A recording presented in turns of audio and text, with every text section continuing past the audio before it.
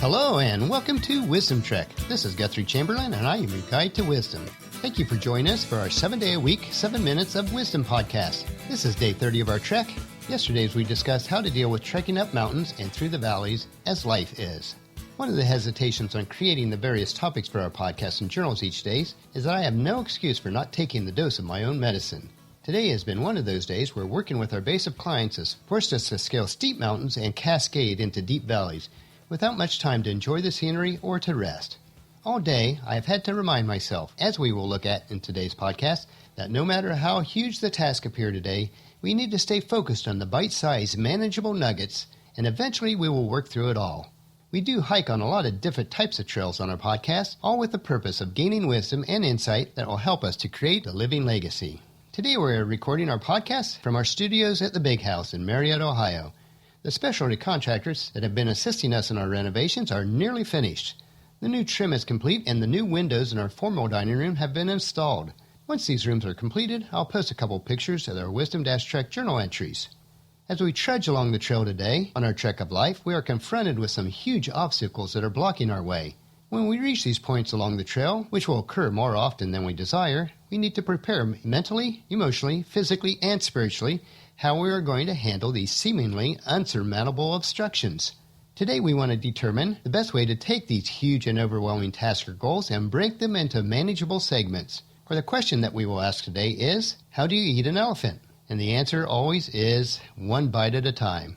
Let me assure you that no actual elephants were harmed during the creation of this podcast. Most of us have heard this saying probably many times, but that does not lessen its value. I know that I have used it with my children throughout the years, and even now that they are all adults, when they come to me with some huge issue that they are facing, I always remind them, just eat the elephant, one bite at a time.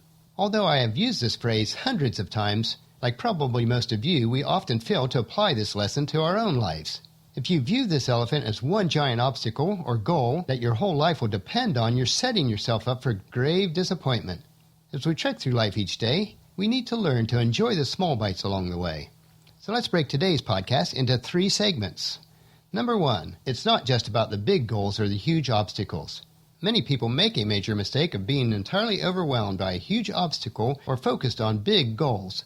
To keep with our hiking analogy, let's say your goal is to become a Colorado 14er, which is to hike all of the 53 Colorado summits that are 14,000 feet or higher. To look at this goal all at once would be a very big obstacle to overcome. But if you strategically plan out over the period of months or even years to accomplish this goal, one summit at a time, then it becomes doable. Now, if you plan to become a 14er in a matter of a few weeks or even months, then you'll probably be in for great disappointment. Long-term goals are great, and even huge obstacles can be exciting because of their challenge. But for every long-term goal you have, or every major obstacle that you face, you want to have many short and medium-term goals for this task. Number 2, the beauty of small goals. When you have a small goal or minor task, there are a couple of advantages.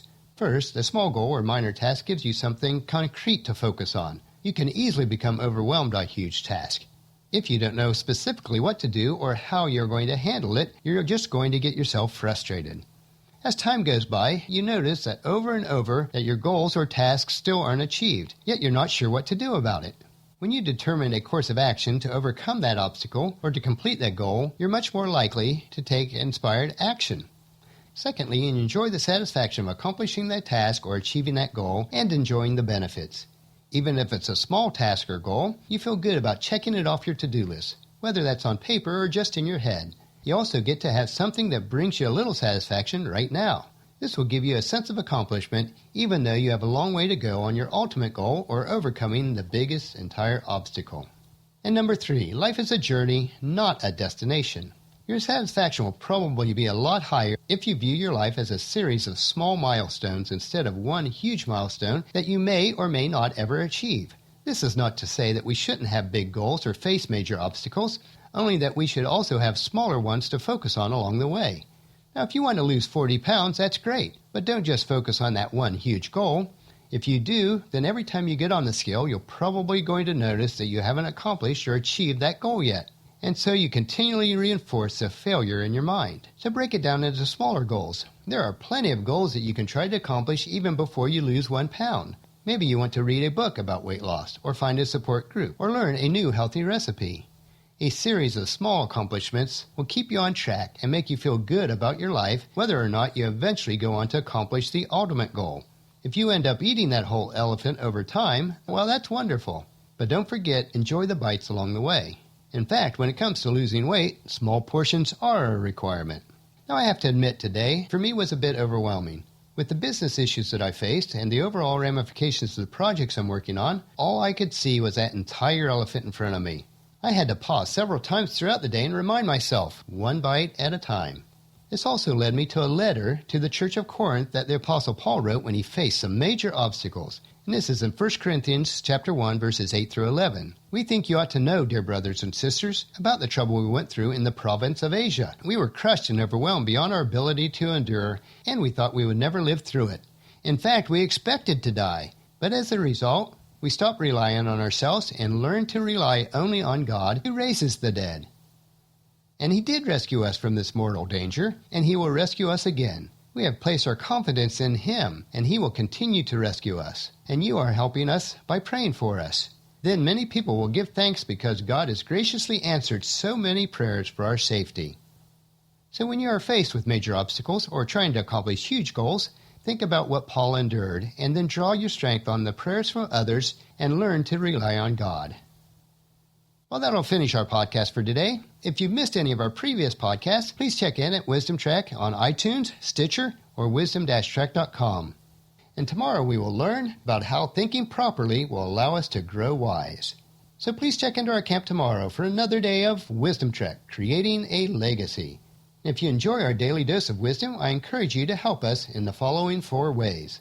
Leave us feedback on the podcast on wisdom-trek.com. Number 2, please subscribe on iTunes or Stitcher so the podcast will be downloaded automatically. Number 3, please leave us a rating on iTunes or Stitcher. This would help us to know how we're doing. And number 4, to spread the word to everyone you know to join us on Wisdom Trek. I thank you so much for this. And the journal for this podcast can be found at wisdom-trek.com, where we also have wisdom nuggets and free resources. As we take this trek together, let us always remember to live abundantly or fully, love unconditionally, listen intentionally, learn continuously, lend to others generously, lead with integrity, and leave a living legacy each day.